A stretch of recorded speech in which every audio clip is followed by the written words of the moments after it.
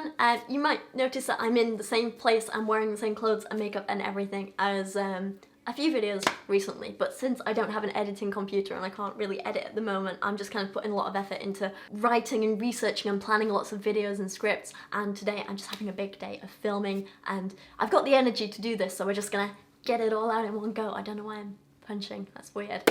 Let's talk about the transformed wife, Lori Alexander.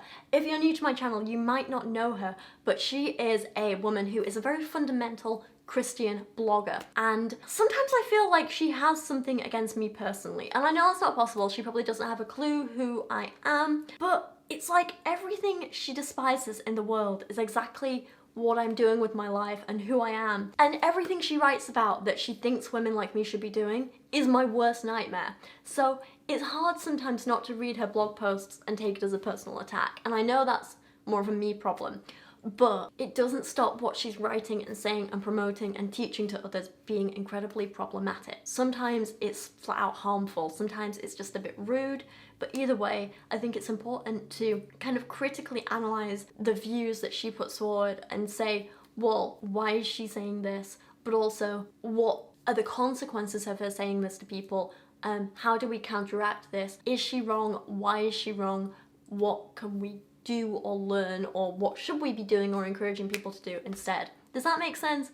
I hope that does. So my big issue with the transformed wife, with Lori Alexander, is that she thinks there's only one way for people, women in particular, she focuses mostly on women, to live. And if you don't do that, in her eyes, you can't really be happy. I have other issues with Lori, for example, her not recognizing that trans women exist, her not recognizing that non-binary people exist, the fact that she often just equates biology and gender. She thinks genitals equal gender. Lots and lots of issues there, which is why I often like mock her in my videos. Like when she says, oh, women can only do this, I often make a lot of jokes being like, oh, you're right, my vagina stops me building a cabinet, you know, that kind of thing. So on the whole, when she talks about women, she only ever really addresses biological women, which is problematic in itself, but also the views she puts forward for these women are incredibly problematic. She thinks there's only this one way to live, only this one way to be happy, and she shames people who live in any way different to what she thinks you should be doing. She lacks this ability to understand that other people are different from her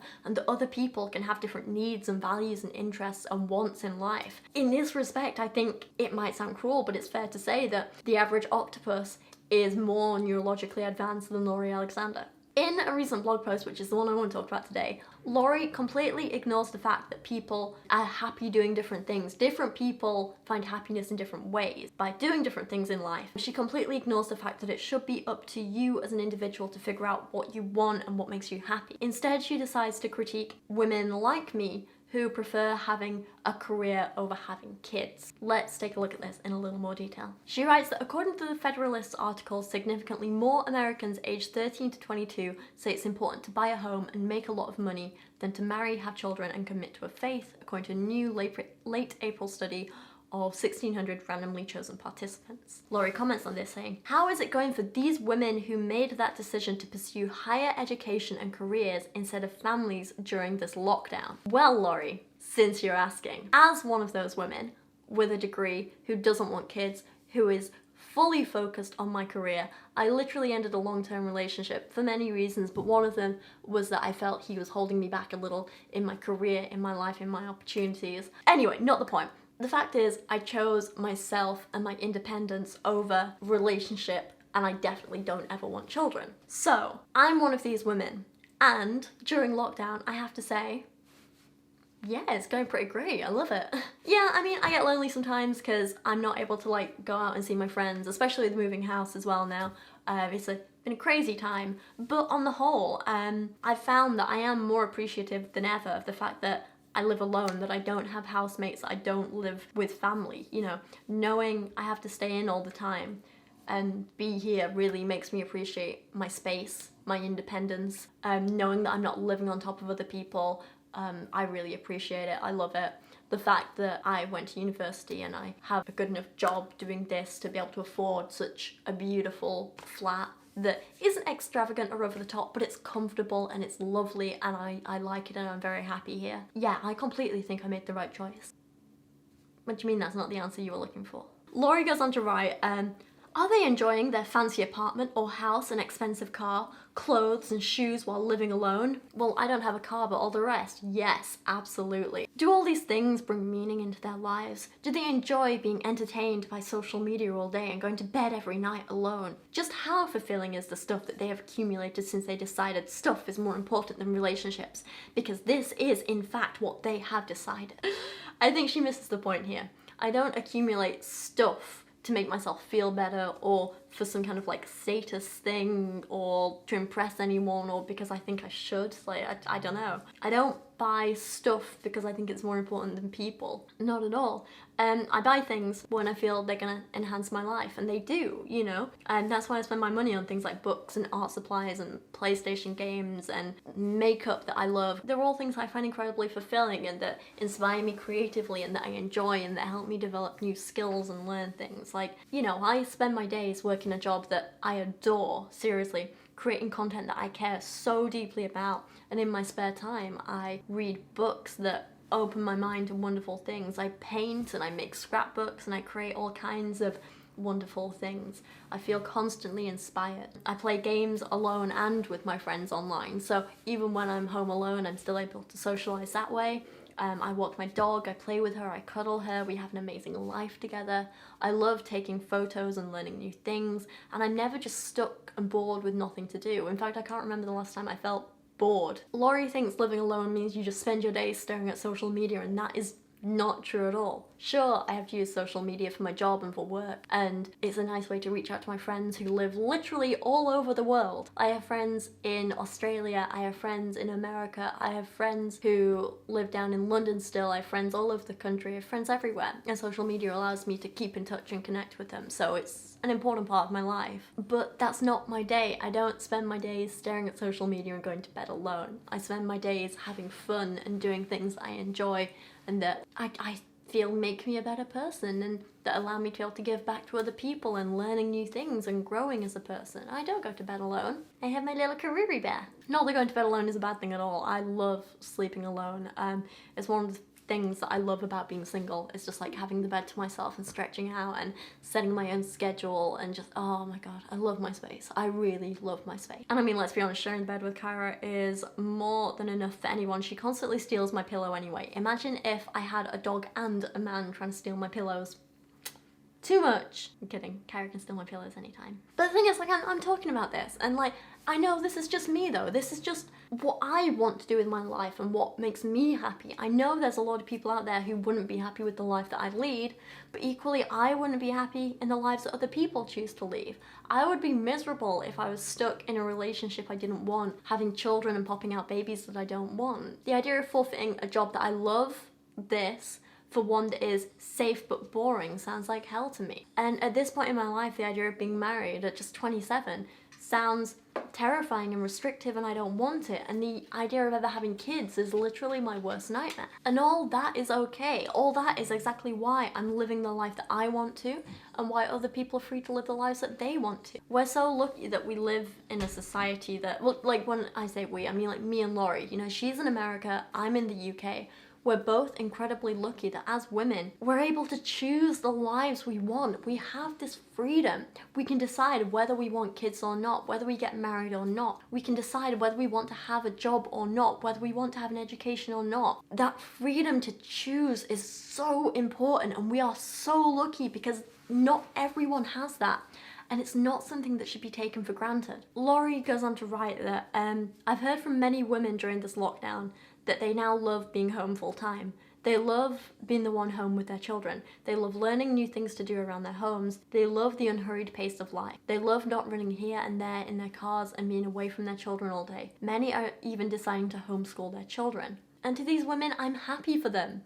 Seriously, why wouldn't I be? I love seeing people living lives that make them happy and fulfilled. I love seeing people that have figured out what's the best thing for them, what they want in life, and not being afraid to go for it. Why would I be unhappy about that? Why would I want to change that? And that's the difference between me and Laurie. The fact that Laurie can't see this is genuinely bizarre to me. She repeats herself a lot in this blog post, and she says a lot of the same sentiments. For example, she says, "Are all of these young women who have put family life on hold, maybe even indefinitely, finding out how empty their lives are now? Are they seeing that maybe, just maybe, they passed up the best things in life and believe the lies told to them by culture? Are they reconsidering the direction their lives have taken?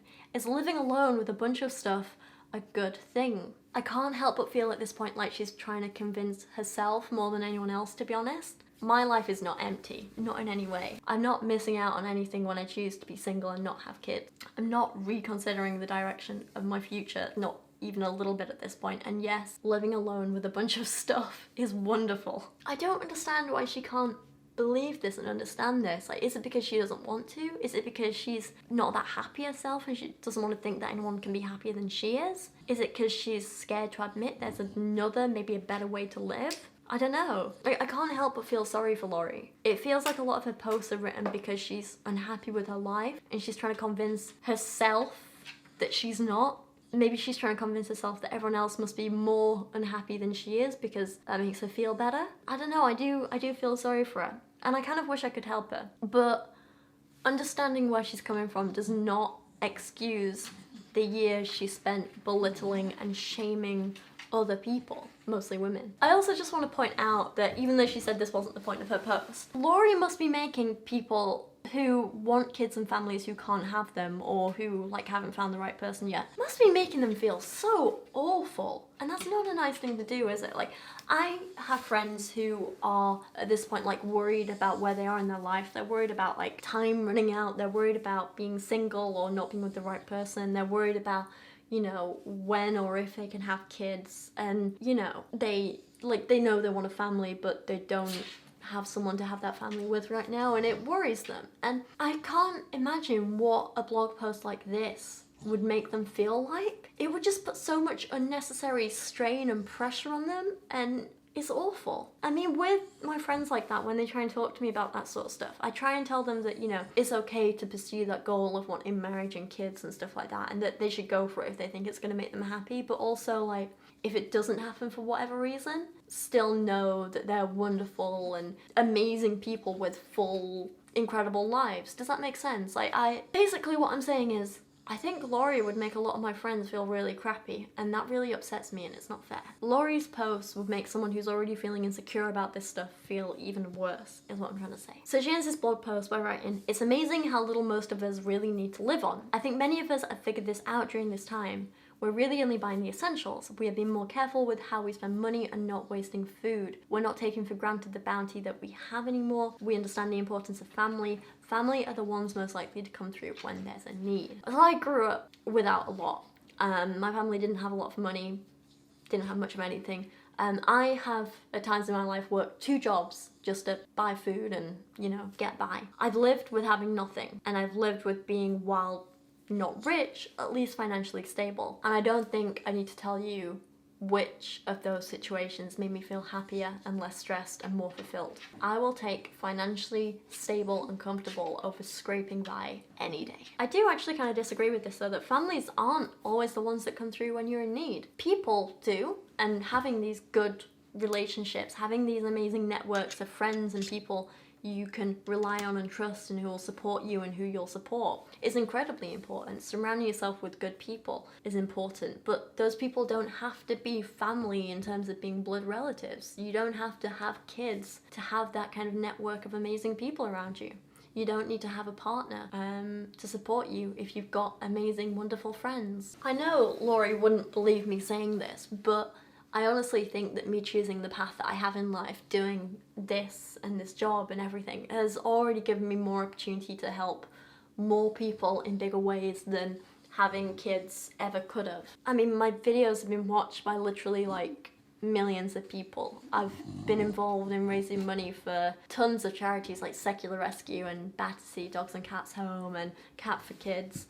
And as a community, I feel like we've fostered a place where people hopefully feel safe and accepted and loved and cared for, and that, you know, people can get through tough times in their lives and will be here for each other.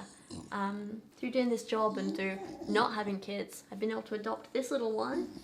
Yeah. Mwah. and she was 5 years old. Oh, you have a lipstick kiss on your head. Oh, Pico. The flexibility I have in my working hours and working for myself and stuff means I have more time for my friends and family to help them with their work and their creative projects and help them through tough times if they're ill or struggling or sad or whatever, you know? I mean, I don't know where I'm gonna be in 5 or 10 or 20 years, but I'm pretty sure I won't be a stay-at-home mum, and I'm happy about that. I'm so grateful for that. I have absolutely no regrets about this path I've chosen to go down in life, and I just hope that one day Laurie and people like her can understand that and appreciate that and accept that and not feel the need to shame people who are just doing something a little bit different to them, you know? And I guess I just want to end this video by extending a little message to anyone who does feel scared or worried by Laurie's message and her teachings and whatever, you know, and that is just simply don't be scared. You know you better than anyone else ever has or ever will. You know what's going to make you happy and what's not going to make you happy, and you shouldn't ever be afraid to just go for that. It's okay to try out different things and see what makes you happy, and it's okay to try something and hate it and start over. It's okay to change your mind and take your time figuring things out. It's okay to not know what you want yet. It's okay to say, I don't know, or I'm still figuring things out. But it's important to remember that there is more than one way to live your life, and not everyone is going to be happy in the same way, doing the same things, and that's okay. As long as you are happy, that's what's important. And I guess with that, that's where I'm gonna end this today. Thank you for watching. Please let me know down in the comments what you thought of Laurie's blog post and what you think of her weird shaming people for caring more about making money than family, for caring more about jobs than babies and blah blah blah. But come on babes, come on. Making her bed like a little jumping bean, aren't you? I love you. So please let me know your comments down below. Thank you for all your support and love and kindness, and hopefully I'll see you guys again very, very, very soon. Bye.